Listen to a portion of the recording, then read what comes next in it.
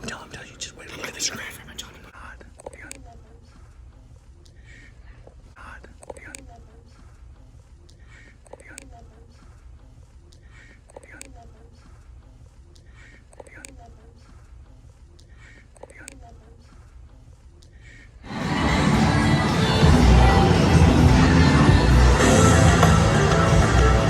Goodness, man, I have to take a number 2, and the crowd in the bathroom, they did get the receipt though. I found the receipt. It was just hiding behind one of the thingies. I guess it was the I don't know, the Verifone. It was hiding behind the Verifone. I was going to sell Veriphones when I left from Maine. I was going to sell Veriphones and the credit card rates and all that stuff where you hook them up. So he's like credit card. You're scanning credit cards. Oh, man. But I finally got out of there, and they gave me this right here with your bone-in wings. Yeah. Are y'all closed on happy hour, or y'all just closed? Period? Or y'all are open? Okay, good.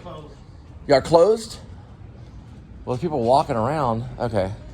The door means open. Hey, boss, I need my to-go order because we're going to... Oh, no. It's not a to-go order. It's not an order at all. No, I had my order, but we left it because we're going to the strip club after this, and they don't let us. Oh, that's fine. I appreciate it. Yeah, no, that's fine. It's appreciate it. He's talking about a to-go order or something. I'm looking for a restroom.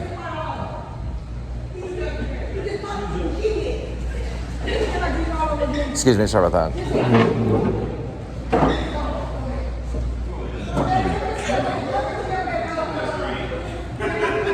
Golly, it's a lot of lobster. How y'all doing? Do you guys have a restroom real quick?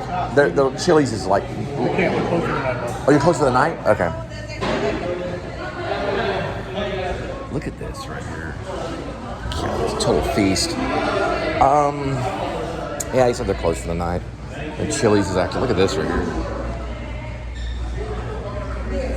It's craziness. This place is so cool. Sorry, I just looked at that.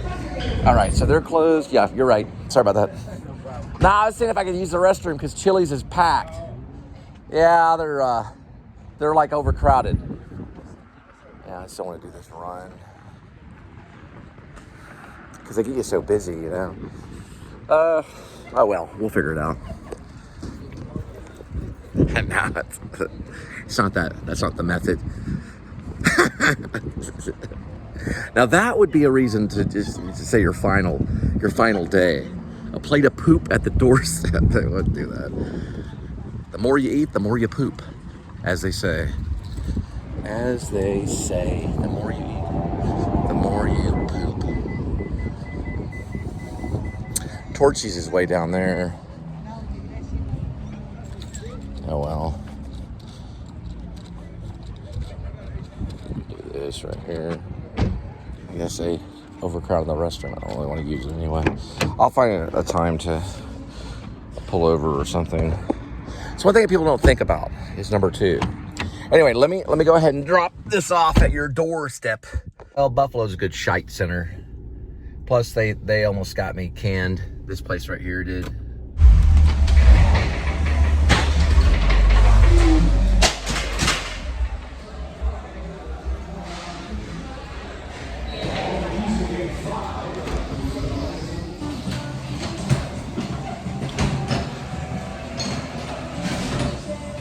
Be there shortly.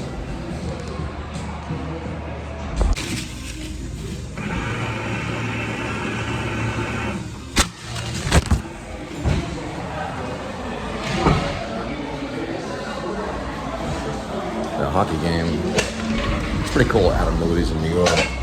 Now I started finally respecting the guy. New York's a tough town. New York is a tough town. I lived there for almost a year on my own. I showed up with $700, but I already had a place. Well, I didn't have a place. I was basically, I knew I was getting in the new school, university. I knew I was going to the actor studio drama school. I knew. They already gave me the acceptance letter. I didn't need anything else. I just showed up with that letter and I was fine. Although I did get robbed in Brooklyn. And I had to close down my Texas bank. Because they ordered checks to the Bronx, had to report it in 5 different boroughs. had to report it 5 different boroughs. One in Brooklyn at Waverly Place stop, or Fulton stop. It was Fulton stop. It was a subway police station. It's at the Fulton stop. I report another one at Bronx because that's where they ordered my checks. Some Bronx police station had this long wooden bench. Long wooden bench. Another place I had to report it was Manhattan because that's where the thief called me and said, "Is your social security number blah, blah, blah, blah, blah, blah, blah, blah, blah, blah?" I said, "Hey, yeah, that is. Do you have my wallet?" He says, "It's my social now, bitch," and then hung up on me. So I reported that crime in Manhattan because he was taunting me because he had my information. Boy, I mean, that guy, whoever it was, hated me. This was after September 11th of 2001. So at least 3 different stations. I think I reported it again in Brooklyn. And then I finally had to go down to some place in New York City and get my social so I could work as a shadow waiter, so I could shadow waiters and make a little bit of money. Irving on Irving, I worked there, and I worked at Patriots, which is not there anymore. I also met Rocco Shapirto eventually down the line. I think that's his name. I get his name wrong every time. Rocco Shapirto. But his name is Rocco. He's a famous chef.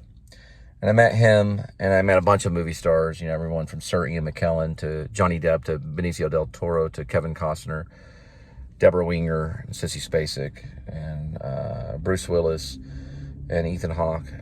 I even got on the show with Benicio del Toro because I did a V-shot of me and then Benicio del Toro talking about putting in your own words. So it was inside the actor studio that I was on, which is pretty cool. I was hoping to get on something national, this was like an international show. It's a pretty good show. They won many Emmys. They won several Emmys, but James Lipton's passed away. I always regretted kind of going because it took me away from Hollywood and I had to go to New York City. And I've been here in Texas for, oh my gosh, more than 20 years. 2001, 2010. Yeah, more than 20 years.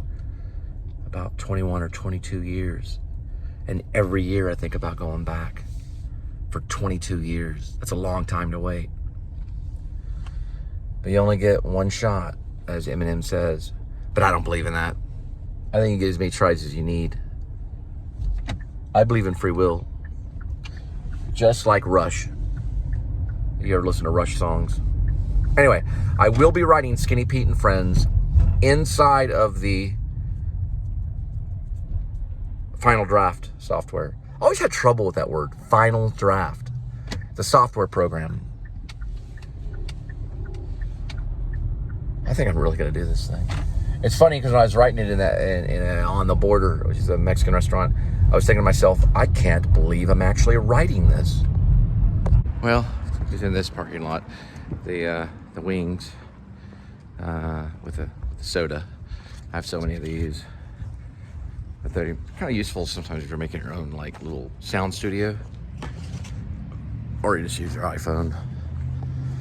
I've heard from professionals that it's good to go into a room with wooden floors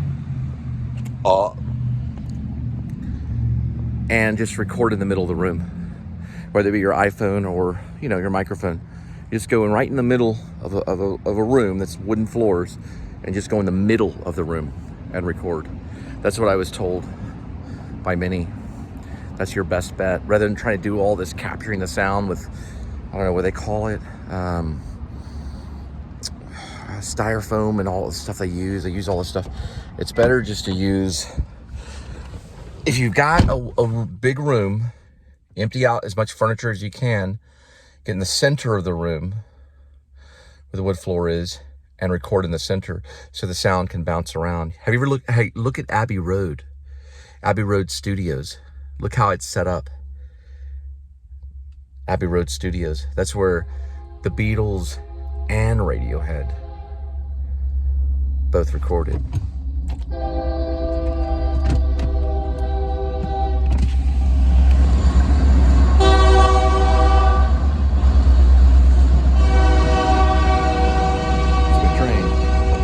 Excuse any of the Dutch angles, but I'm going to talk about Hollywood.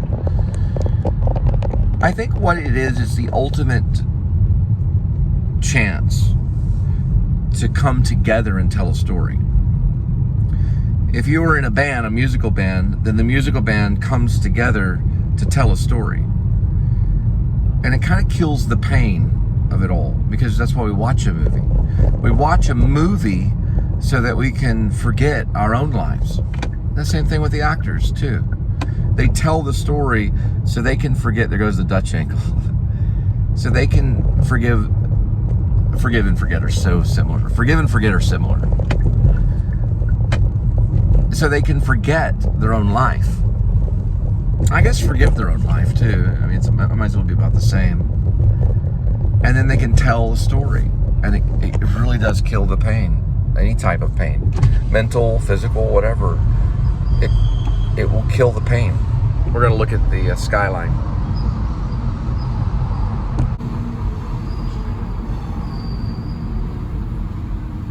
There it is right here. The skyline.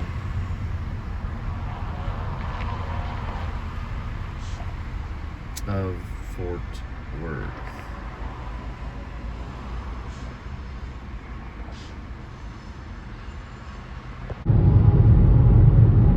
All right, we're gonna go home, write Skinny Pete and Friends, and of course feed Edmund, the cat.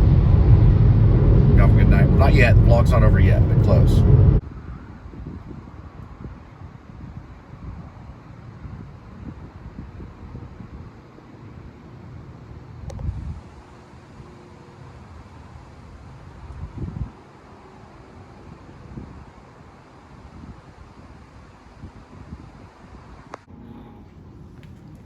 Kitty.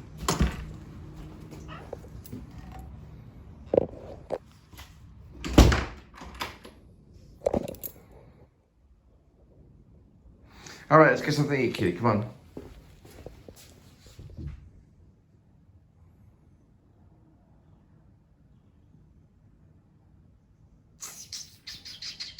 Must have been sleeping there.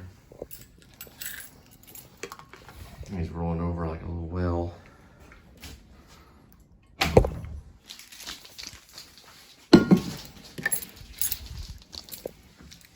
You been sleeping all day, kitty?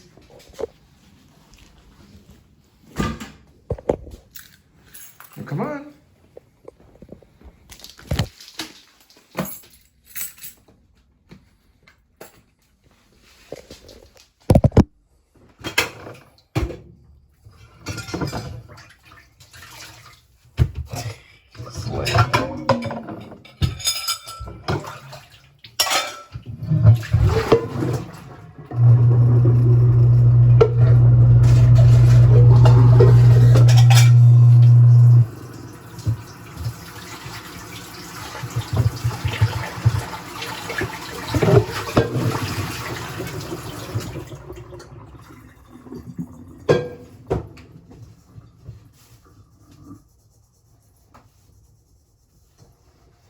Maybe you can come with me to Hollywood, kitty.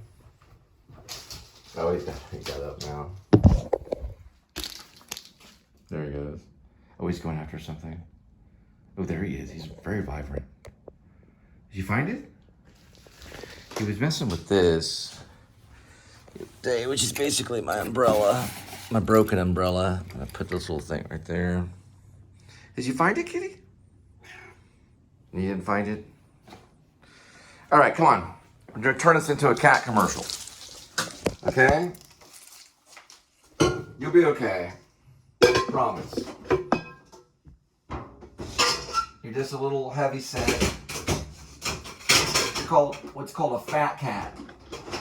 Fat cats are,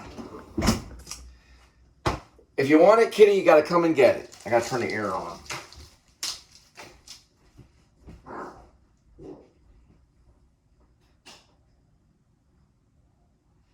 Alright.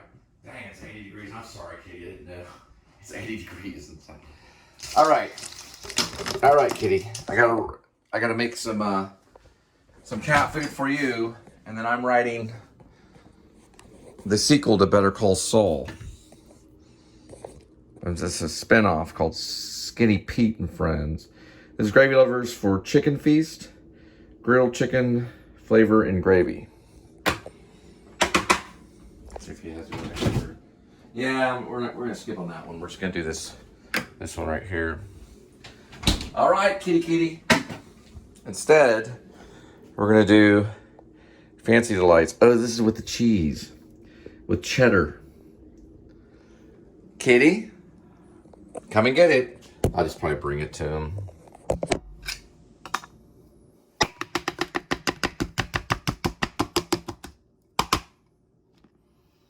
Oh, kitty, it's got cheddar in it.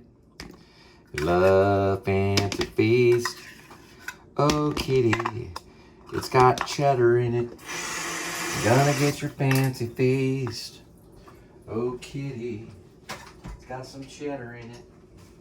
Let's get that fancy feast. Here we go, kitty. Have at it.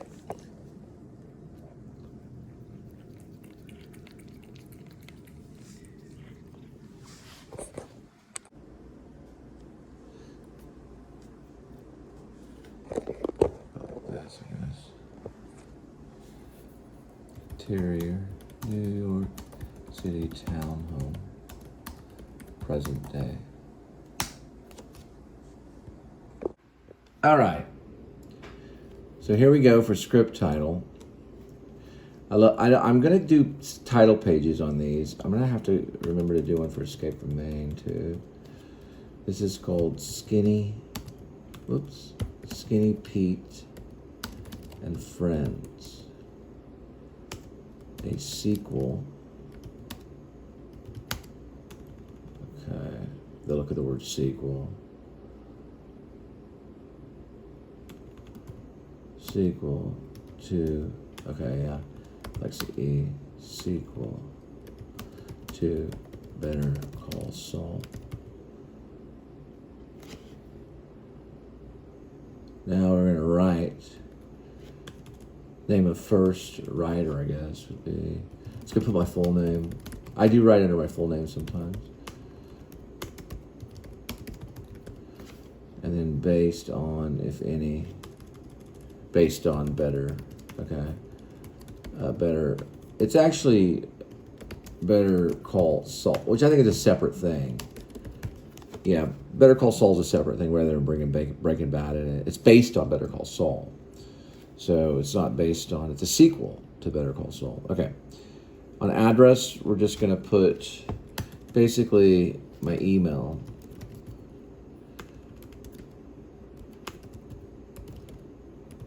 Got it, at Gmail. And then I'm going to put my phone number here, but this is going to be kind of a private thing, so. Kitty, you know better. You're going to go to the bedroom. Kitty.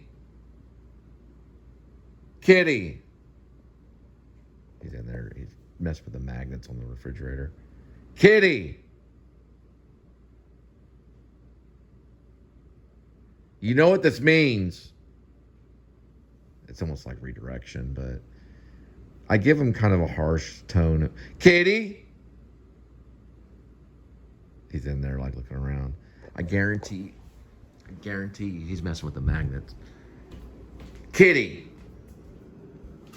There he is. Hey, I told you. You want to go to the bedroom? He gets right up there. Roll the pill bottles and... Kitty.